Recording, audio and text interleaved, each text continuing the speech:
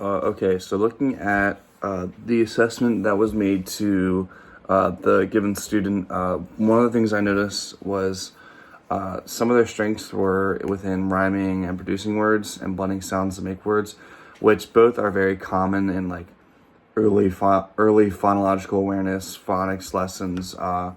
They're like the kind of ground for strengths of phonics, so it would make a lot of sense that these two are ones that the student was able to very correctly get right. There were some kind of more complex or like next step phonics that the student would get like a 3 out of 5 on.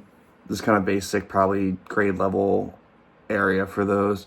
But some of the ones that drew some concerns and being like only a 2 out of 5 were both phoneme addition and phoneme subtraction. So phoneme addition is essentially taking a sound like, let's say, at, and adding a sound at the beginning to make it cat.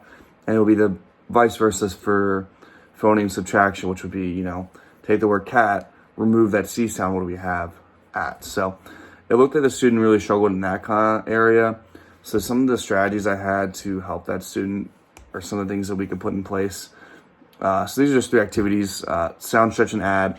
So that one is essentially just have the word, give out an easy baseline word, like the word all, and add the sound b, the B sound b in the beginning, and then you get the word ball. So this can be stretched out into, with this specific student, this would be one thing where you slowly build into easier and easier or harder and harder steps of it. So start with something simple because, for the activity, you can add and take away from any part of the word, beginning, middle, end. So being able to kind of slowly do that works for that one. Same thing, it's essentially the same thing for the take away the sounds. Just kind of really making sure they sound out that word, feel it, use their fingers to spell out that word or the sounds of that word, and then have them take a word away, or a sound away. So, have them say ball, all. Okay, what do you have when you got that b sound? All.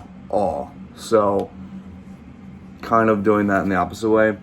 Something that's more hands-on that might be better for the student or more beneficial is they're called Elkonin boxes, and essentially what these are just like you would have a sheet that has little boxes underneath sounds, and you would ask them to move chips to make different words within the sound, add and take away. So using their phoneme addition, phoneme subtraction knowledge to then be able to, sound out those words, get used to adding and taking away words and different sounds, creating more comfort within those words. So those are 3 very effective strategies I think that would help the students. So thank you.